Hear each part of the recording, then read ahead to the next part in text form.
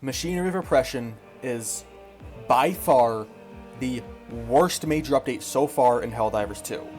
And yeah, I know that's a big statement, especially with Escalation of Freedom and Into the Untested existing, but when you look at what got released with it, and the minor update content, you'll see what I mean.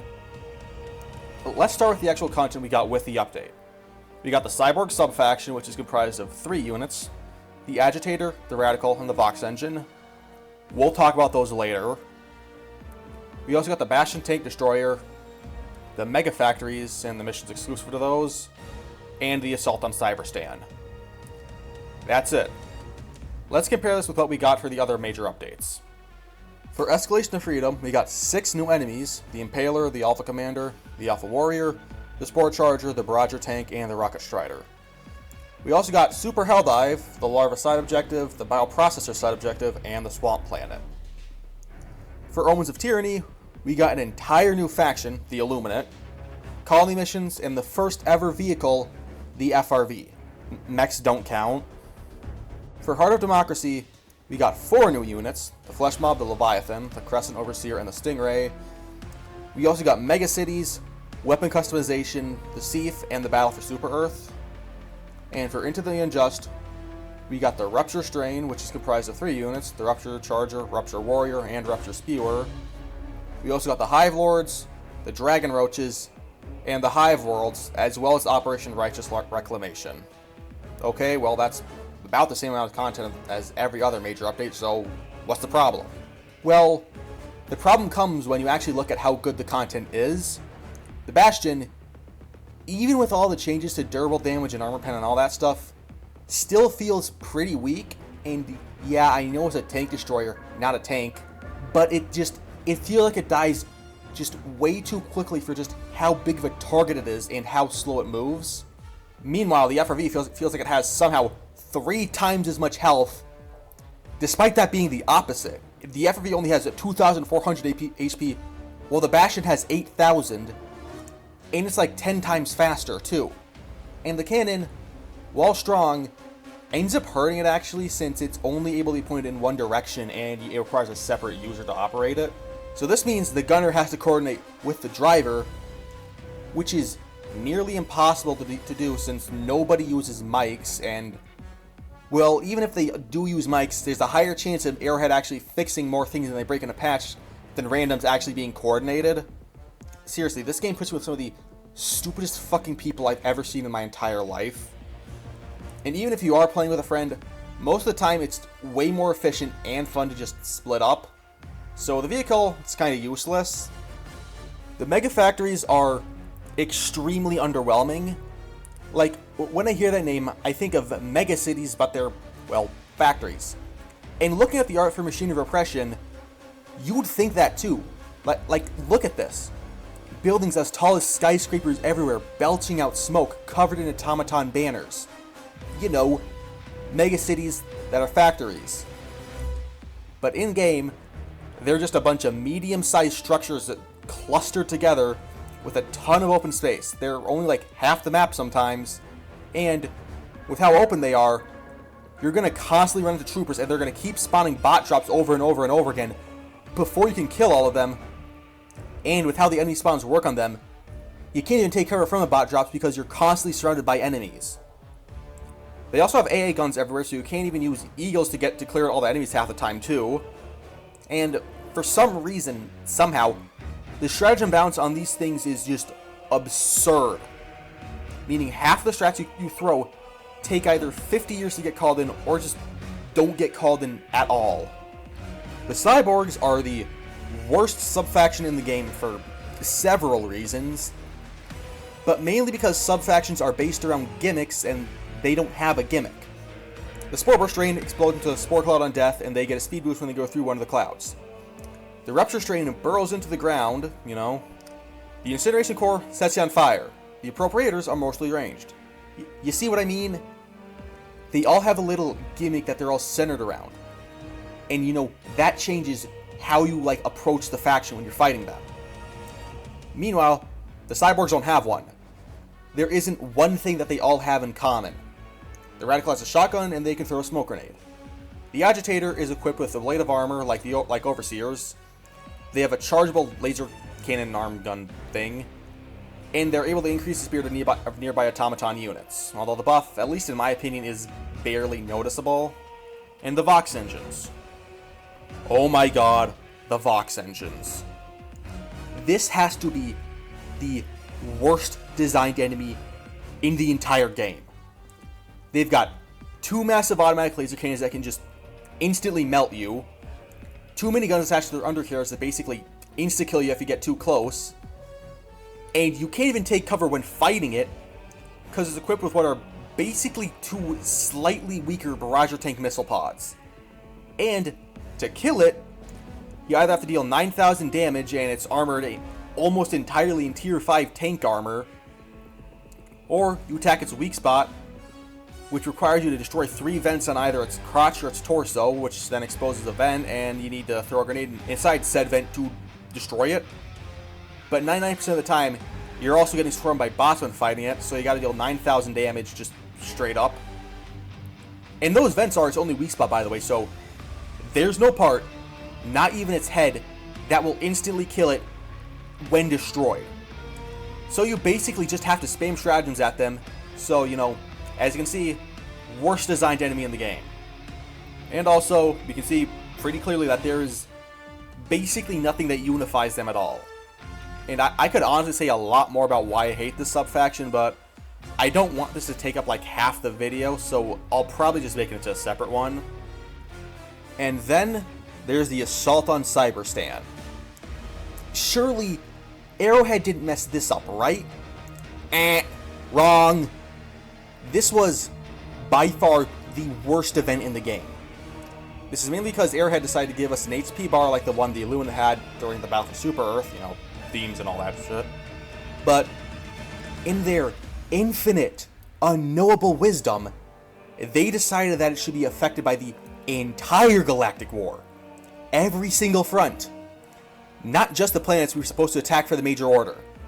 So, because of that, during the march towards Cyberstan, not only was like half the player base wasting our reinforcements on completely irrelevant planets, but the ones who were actually contributing to the Major Order were retarded and decided that they shouldn't raise the planets after they liberated them, leading to the bots repeatedly attacking them over and over and over again and causing us to lose half of our reinforcement budget by the time we actually got to Cyberstan. Although I will say that that is probably Arrowhead's fault, since, you know, they didn't really explain what raising the planets would do, like, at all. So, all the content that came with the update was terrible. But, we still have the content that came out after the update though, right? And, well, that's not much better. So far we've had 3 additional smaller content drops, or as I like to call them, minor updates. The first one that was added, it added the Exospires and the Illuminate sub-factions, and I will give Arrowhead this. This was a pretty good update. The new units are still extremely fun to fight. The Exospire mission is really fun, honestly, probably one of the best ones in the game. And the Exostorms in the Void are really cool. So, it'd really be a shame if they only used the Exostorms twice and then forgot about them for 2 months, right? That's exactly what they did. After we stopped Horde from being voided, they completely forgot about the Exostorms for like 2 months. Then we got a strategic order to stop the Appropriators from erecting Exospires on Keed. And then after like nearly another month, we finally got an Exostorm active on Rearga Bay. It took Arrowhead nearly 3 months to remember Exostorms exist. So yeah, that kind of soured the taste of that a little. In the second minor update, that did not make things better in the slightest. We got a rework for the Spore Burst Drain, a new unit for it also, the Spore Burst Titan, and 2 new biomes. However, the reworked Bug Strain was agonizing to fight against if you're not using fire, because the spores that spawn when a Spore Burst unit dies are, basically cracked to them, giving them a massive speed boost when they go through them, and the only way to stop the spores from spawning is to kill them with fire. The new unit is also terribly designed because now their breath, instead of dealing a ton of damage and slowing you, just ragdolls you and give the Spore Burst bugs that walk through it a speed boost. So yeah, not very fun. The new biomes were also introduced terribly, with the excuse for why we never dived on them before was that they were irradiated, and their radiation has now decreased to an acceptable level, ignoring the fact that Helldivers get like constantly radiated in the superstore. Is basically probably like got the radiation level of a fucking nuclear reactor or something. So Super Earth, they want us to liberate them so that they can sell their land, and that's it. Keep in mind, last month the Illuminate plunged an entire system into an impenetrable darkness, and the automatons are building a planet-destroying super weapon. Plus, Super Earth is still like 99% destroyed too. Also, one of the new planets was put right where Meridia used to be, so that's a pretty big plot hole right there. And on top of all that, Arrowhead, for some reason, decided that the bugs should do more durable damage since Mecha got buffed in the same patch, which ended up indirectly nerfing every vehicle and turret in the game. And the new patch was extremely buggy, with the Oasis worlds being able to basically just blind you, and the new Spore Burst Drain tanking your frame rate. They still do, by the way. In fact, this update was so bad that it basically broke the community in causing a review bomb in what was basically a civil war between the Glazed Divers and the Wine Divers.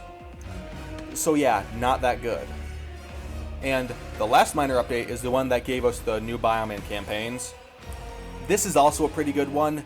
It's given us back stratagems as a reward for the Galactic War, and it seems like it'll, for the most part, at least somewhat eliminate filler. This isn't enough for me to change my mind regarding the major update, though. Maybe if Warfronts also came with it, I might change my mind a little. But one change alone just is not enough. Okay, so the content that came with the update was bad, and the content that came after the update was also mostly bad. But what about the story? I mean, it's been pretty consistently good so far, so it's still good, right? That could not be further from the truth. After we liberated Hort, it was nothing but filler until campaigns got added. Like, the last time the amount of filler was this bad was last summer, but that stuff actually felt like it had a purpose instead of just defending plants for the 50th time, and it also had an actual, good reason for it to be there, because they thought we were going to lose Super Earth, and so we were going to have an entire arc dedicated to, going back and retaking it or something, okay? The Void was forgotten about pretty much completely for, 2 or 3 months. The automatons being in possession of the plans for the Star Piece, the entire reason we invaded Cybersand in the first place, that's just been completely forgotten about. In fact, we still haven't gotten a single update regarding that. And the bugs didn't even have a plot line. They haven't even had one since we took Oceanode, and now we're finally getting one for them. Yeah, Arrowhead was building up towards a bug superintelligence or something like that in that period, but you can hardly call that a plot line. I, honest to God, do not know why the story's quality just took such a massive nosedive suddenly, but so if any of you have any idea why, please let me know in the comments.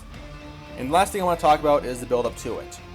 This, in my opinion, was actually one of the best build-ups to any major update, with only Heart of Democracies and Omens of Tyrannies being better. Seeing the automatons take over the social media accounts, our dispatches, and our major orders was really cool. So it just hurts even more with just how bad the content we got was. So the content released with the update was bad, the content released after the update was mostly bad, and the story sucked for a while. None of the other major updates were this bad. For as bad as Escalation of Freedom was, we also got the 60-day plan and the DSS with it during its lifespan. Into the Unjust, as buggy as it was, the content that came out with it was also really fun. And we also got the Commando missions and the Magma Worlds too. I cannot comprehend why Arrowhead just continues to shoot themselves in the foot over and over again. I genuinely think Arrowhead might be the most retarded video game developer in existence. Even worse than modern Bungie, because Arrowhead somehow managed to speedrun the degradation of their community's trust in them in 2 years when it took Bungie 12. That deserves some kind of award. But anyways, that's all I have for you today. This is just my opinion, so you're free to disagree on this, but I just feel like I put it out there. If you made it this far in the video, you did probably like it or something. So, I don't know, subscribe or something, I guess.